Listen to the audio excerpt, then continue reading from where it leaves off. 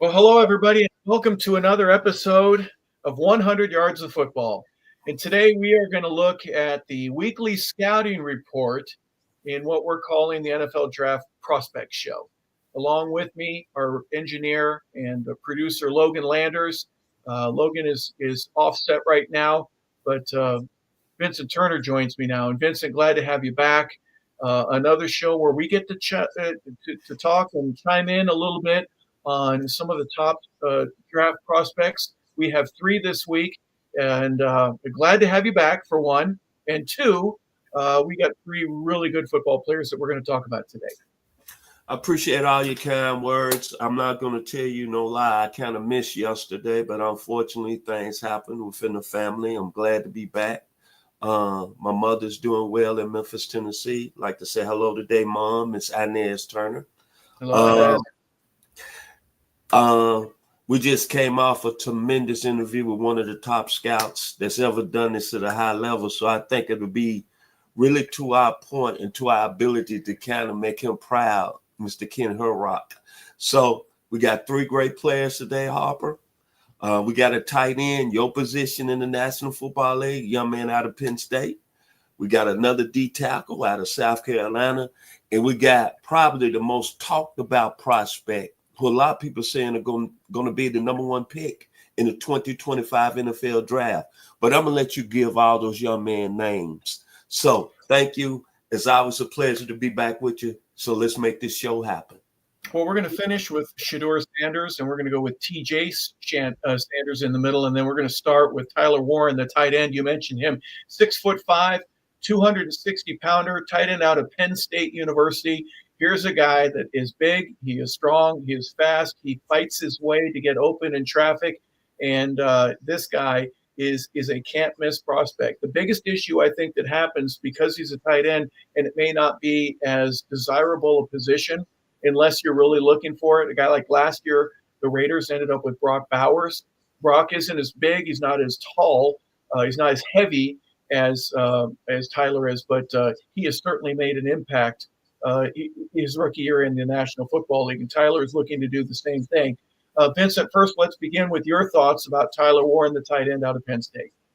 Well, I'm going to tell you, man, in the middle of the season, let's go back against that game against USC. What do you have in that game?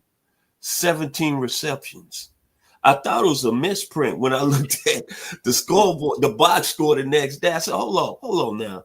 17 receptions.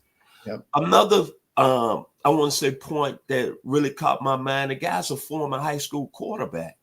So that's telling me he's a high elite athlete. And then you look at the school he comes from, Penn State. They've had some great ones. Mickey Schuler, Cal Brady, Bob Parsons, Trey Drayton, and one Mr. Al Golden, used to be the head coach of the University of Miami. Then he comes out of Mechanicsville, Virginia. And when you think about that town, you think about the two top NASCAR drivers, the Grubb brothers, Kevin and Wayne. And then another person that comes out of his hometown.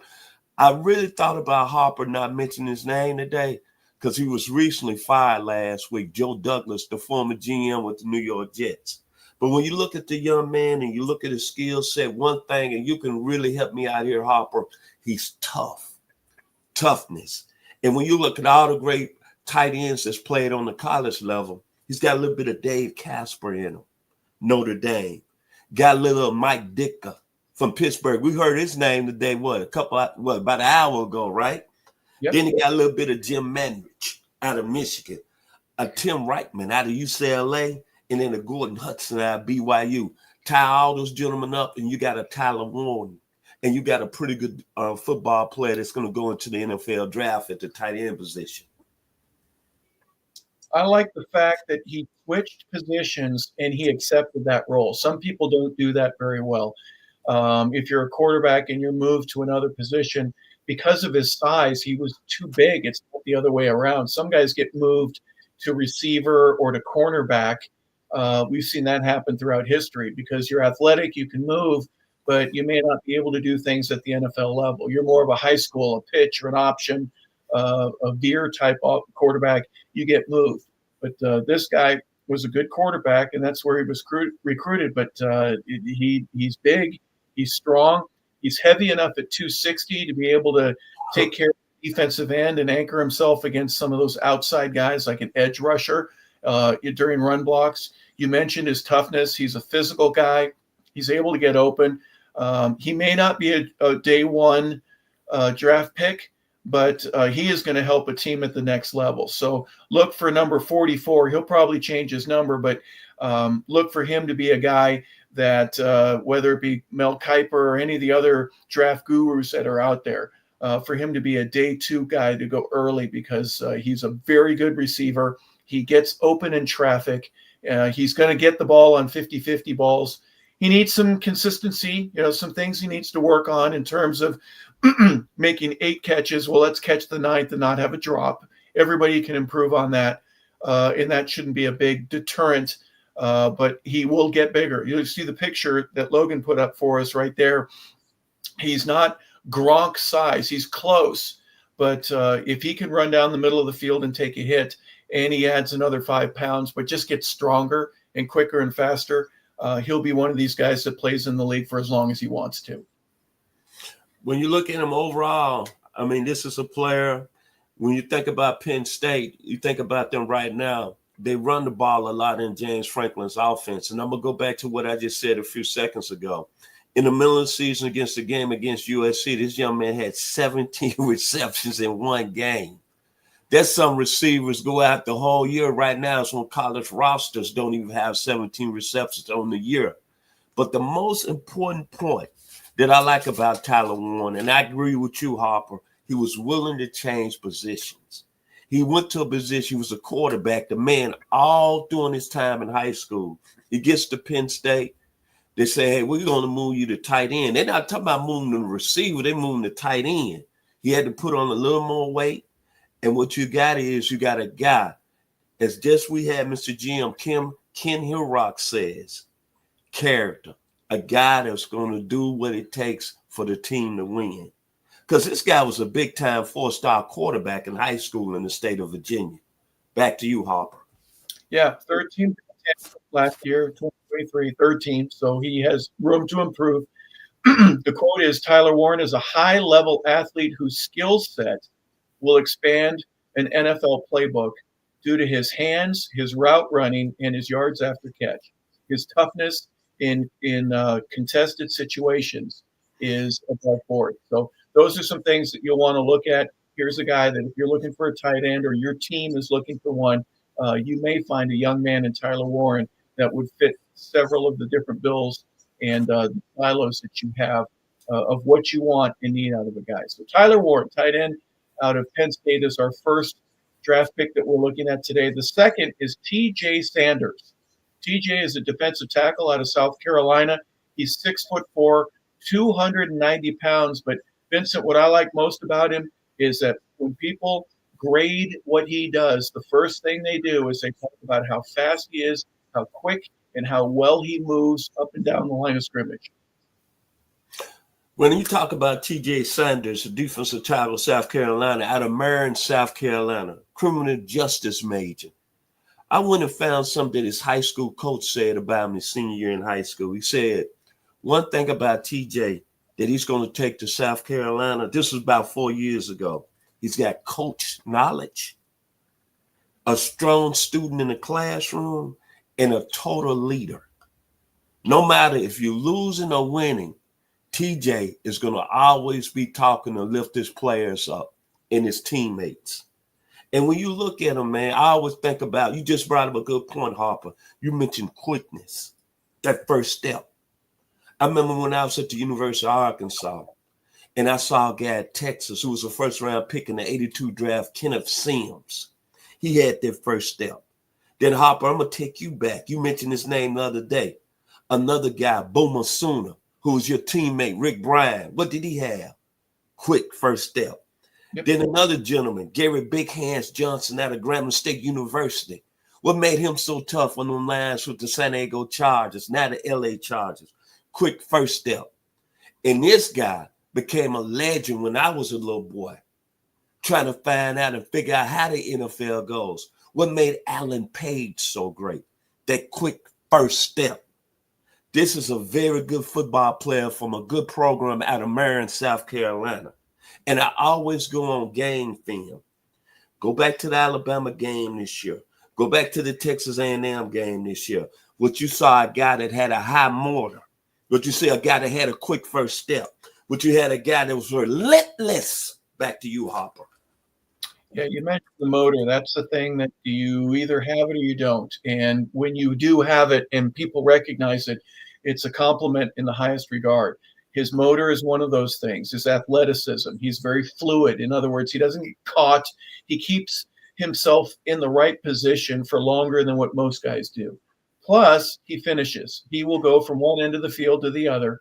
You know, if he's playing a tackle position, he's usually always between the hash marks, but he'll go outside to finish a play. And that's something that you can't really coach. There's some guys that they don't do it as well. They get tired after a few plays. At 6'4", 290, I don't know if he's going to be better at 315, if that's what he's asked to do. I don't know if you want him at 285. We're going to have to find that out. But that's one of those things that you're good enough. If you're a little quicker at 285, would you consider playing the 3 or the 5 position as opposed to the 1? A lot of different ways that you can work with this, but his speed, his athleticism are to his advantage right now. Now, one of the critiques that they have is that he's got a good first move, but he doesn't have a second move yet. He's got to work on that. And a lot of players will get that. We've mentioned Chuck Smith in the past. Chuck is a guy that teaches defensive linemen a second move or a third move. You know, how to use your hands to get a player off of you so that you can get to the quarterback a little bit quicker. You can develop that. That's something that I think TJ will be wanting to excel in. Is one, let's say a bull rush is what he does well right now. Once he starts to learn to use his hands, especially in a competitive manner, and get to the quarterback a little bit quicker, Vincent, I think he'll be hearing money. He'll be hearing the chicken. Because if people can't stop you, guess what? You're going to get paid. One of the other criticism is that he stands a little bit too high when he gets double teamed. So that's a coachable thing. Guess what? Everybody does. You got to learn how to do a little bit better. Guess what? Everybody needs to learn how to do it better. So, TJ, we're not saying that to be critical of you, just that those are some things that scouts and other critics of the draft picks are looking at. But those are improvable and coachable things as well. He plays very tough in the trenches, man.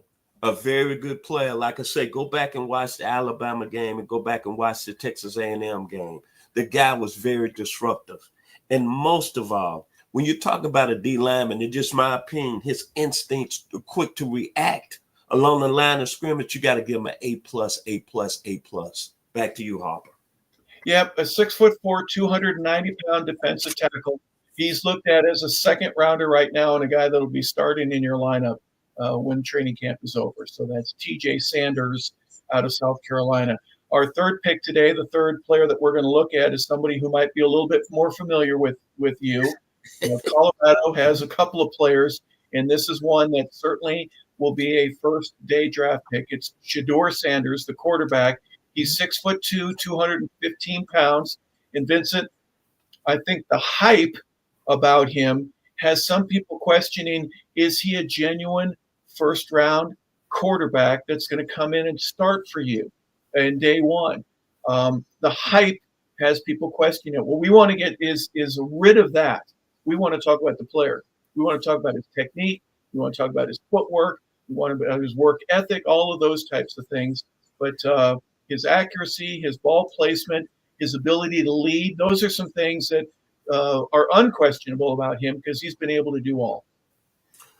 When you think about Shedeur Sanders, let's be real here. His dad was probably, as a former GM said, probably the greatest cornerback that played in the league. So you're looking at the NFL bloodlines, and then you're looking at the pressure, him being a player at the most important position. It was said today that our former GM, one of the greatest ever done it, you have to have a quarterback to win in the league, in the National Football League. A couple of years ago, when Shedeur started I'm going to say Mr. Sanders started at Jackson State, there was a gentleman who's been part of 100 yards of football in several cases, a guy that's got one of the best voices of announcing that I ever been around. And he did a lot of Jackson State games. And one thing he told me about Shedeur Sanders. He said, one thing I'm going to tell you this, Vincent, he can make all the throws. And I said, okay, I thought about that. Then Shedeur Sanders goes out to Colorado. Then I said, well, maybe he's a little cocky. He's got a lot of swag like his father. But I'm going to tell you the facts and the receipts say this. He gets to Colorado, Harper. The previous year, they go 1-11. In that season, they lose to USC 55-17, and they lose to Utah 63-21 before Shedeur gets there. His first year on campus, they go 4-8. They make a 3-game improvement. This year, they 8-2, and they beat Utah last week 49-25. Another receipt I want to bring up. In his 2 years, he's been sacked 81 times. So I'm thinking if he has an offensive line, how good and how many stats could he really put up? How many yards could he really throw? Think about that, Harper. You played on the highest level. We all talk about the quarterback has to have an offensive line. Shedeur Sanders has been sacked 81 times in 2 years, and his team is on the verge of fighting for a college football playoff spot. And you're talking about a leader. A leader is a guy that's able to lift your team up. 1-11 2 years ago to now you 8-2 at Colorado. See, the AD, Rich George, out of Woodstock, Illinois, has got to be ecstatic. And all that money that's came into Colorado. Then it was another thing about Shedeur Sanders. Last year, on Super Bowl Row, I'm watching on social media, and I forget what podcast he was on, but he said, I believe I'm the best quarterback, not only in the 2024 draft, but the 2025 draft. And I said to myself, that's interesting. I said, that's really putting a lot out there for a team that just went 4-8. But I have to admit, if he's not been one of the top 3 players in the country, I don't know what we're watching. Number 2, we could talk about Travis Hunter all day being the Heisman Trophy candidate. And I understand that. I understand fully. What Mr. Travis Hunter is doing is amazing, playing both snaps of the ball, putting up numbers, putting up stats. But let me tell you something. If Colorado doesn't have Shedeur Sanders on the center, they don't go nowhere. Then I think about this. If he was protected a little better in these 2 years, would he have the numbers like back in the day of David Klingler at Houston, or Ty Detmer at BYU, or Jim McMahon at BYU, or Tommy Chain at Hawaii? Or would he be efficient like a Danny Wolford that was at Florida, or Scott Mitchell at Utah? Or I'm even going a step further. I've seen a lot of quarterbacks in my time. And 2 years ago, I talked about Justin Fields being compared to this gentleman right here. But I have to say this, based on leadership, based on carrying a team. I saw this gentleman play when I was 6 years old, 1966, excuse me. He was called the Lord's Prayer. Mr. Eldridge Dickey. That was a first-round pick of the Oakland Raiders. He was special. Just like other people that's accurate, like Shedeur Sanders has been this year throwing the football. Tony Robinson at Tennessee. Willie Towner in Mississippi Valley. David Haynes at the University of Kansas. People don't know who that is, but go back to 1973. He was accurate that day to upset that Oklahoma team, #1. All these players were very special. All these players had offensive lines. Shedeur Sanders, I'm going to say it one more time, has been sacked 81 times, and his team is 8-2 on the year. 2 games for eventually, hopefully, maybe getting in the college football playoffs, and they were 1-11 2 years ago. That's saying a lot. To me, that's what makes you special. I haven't played on the level. I haven't been a champion. I have not played one down of football, either on the college level or professional level. This gentleman has right who's in front of me. But I'm going to tell you, Shedeur Sanders has bagged up everything he's had at Colorado. And think about this. when he goes to bed at night, when he has quiet time, think about the enormous pressure he has on himself. He has to perform at a high level because his daddy was the best at the cornerback position, a Hall of Famer. Back to you, Harper.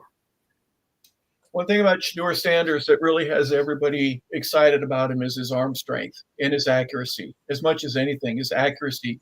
When you think about guys that don't have arm strength, the accuracy is absolutely critical. Drew Brees couldn't throw it as far as almost anyone in the league, but he would throw it and it would end up in your hands. It was up to you to catch it. You go back and look at any film with Drew Brees, most of the incompletions are balls that hit a receiver right in the middle of his hands. And so Shedeur has that type of accuracy. Also, they like his ability to be able to read defenses as they're changing. There's a pre-snap read, and then once the ball is snapped, defenses will often try to fake you out by changing. The two safeties become one, or one safety becomes two, and your ability to recognize that, especially as you're dropping back, is critical, and he gets A-pluses on all of that. So his street smarts, his IQ smarts, his football smarts are all way off the chain. He works hard too. He is a very progressive type of quarterback that's doing all the drills and everything that you would need to do to enhance his workload and his ability to get things and have the game slow down. Those are all pluses for him. They say his mobility is excellent. However, he's been sacked 81 times, so I don't know if he should take off and go past the line of scrimmage and gain 4 yards instead of taking a sack, because maybe that's not what his game plan is right now. I'll take the sack and we'll be able to make it up. They certainly have done that. His late game leadership is another thing about it. If they're trailing, he puts the game on his shoulders and they're able to get back and make it competitive again. That's something that not every quarterback can do, and Shedeur has done that with flying colors. One of the criticisms of him, I'm going to read this, he holds the ball too long in the pocket, which leads to unnecessary sacks and hits. That's a pretty significant blow if you think about it. He's inconsistent in navigating in the pocket, and when he's pressured, he will drift backwards in the pocket rather than move laterally. So those are things you can work on. I think that's something that you can get coached on, and you will get better, you will improve, and make it easier to go forward in the line of scrimmage rather than back. I just think he's been taught that way because even though he trusts his legs, he wants to trust his receivers to get open. And he's trying to buy additional time. But either way, Vincent, he's a number 1 draft pick. He's going to go on day 1. There will be some fanfare. You don't have to worry about him getting diamonds or a fancy car. He's already got it, so he doesn't need to be impressed. I will think that he will probably wear a very nice suit, and he will have a big smile on his face, knowing that whoever takes him will be a better football team when he gets there. Your final thoughts? A certain scout this past week put up something. Whoever thinks Shedeur Sanders is a franchise quarterback said he needs to study his game film versus Utah. And he had one point. He says inconsistent going through his progressions. Okay. Well, I'm going to start with Shedeur Sanders. I'm going to start with his ability to lead. He encourages, he motivates, he inspires people, and he leads by example. And he loves a challenge. Okay, I'm talking to you, Scout, because I'm looking in the camera. Okay, you put up Utah was 68th ranked as a football team. Okay, but all I know, even all what you said, certain Scout, he went 30 or 41 for 340 yards and 3 touchdowns. And he beat a Utah team that 2 years ago beat Colorado 63-21. He wasn't there, though. But what happened last Saturday on national television? 49-25. See, we could sit here all day and say, well, Shedeur Sanders can't do this, or Shedeur Sanders is not a franchise quarterback. All I'm going to say is this. I've not been a football player on a high level, but I'm going to put it to you like this. All I know is the facts. Colorado's 8-2. They tied for first place in the Big 12. All they have to do is win their next 2 games and in the Big 12 championship game. and then they might be playing for a college football playoff spot. To me, they're saying something. To me, if I'm a GM, I'm saying, here this young man went to that school where they were 1-11 in 2 years now. They rank, what, 14th or 15th in the college football playoff rankings? Then finally, I'm going to say this to you, Scout. Winning proves everything. But you was real high on Garrett Nussmeier. I haven't heard you write and think about him lately. That's why Shedeur Sanders is the best player in the draft. Thank you. Back to you, Harper. In my opinion, Vincent Turner. I'm not speaking for anybody else, but I'm saying Vincent Turner. That's why if you go to all the boards right now, he's the top player in the draft. Back to you, Harper. My final words on Shedeur Sanders. He was the AP Pac-12 Newcomer of the Year in 2023. He was the SWAC Offensive Player of the Year in 2022. He was the Freshman of the Year in 2021. He's a four-star recruit. The quote is this: Shedeur Sanders has the accuracy, ball placement, plus mobility and clutch mentality to develop into a potential franchise quarterback at the next level. That's a high compliment. There's a lot of work to still yet do. We understand that for all these draft prospects, but he's one of the elite players, and there are many people out there. He may not be the same caliber as Jaden Daniels from last year or Caleb Williams, but he's certainly close enough to where he can be compared to those two in a very equal breath. So obviously, the sky's the limit for this young man, and we wish him well. 6'2", 250-pounder. He is leading the Colorado Buffaloes, and as Vincent says, they are a couple of games away from potentially being in the college football playoff after being 1-11 the year that he gets to CU. So we've talked about Shedeur Sanders, TJ Sanders, and Tyler Warren, three players that we think are going to be top round draft picks, first, second, maybe third rounders. They're ones that we certainly enjoy talking about. We hope that you enjoy learning more about each of those players and the many others that we're going to look at throughout the course of the year. So for Vincent Turner, our producer Logan Landers, I'm Harper LeBel. We want to thank you for tuning in to our NFL Draft Prospects Show. This is the weekly scouting report on 100 Yards of Football. Thank you for watching, and have a terrific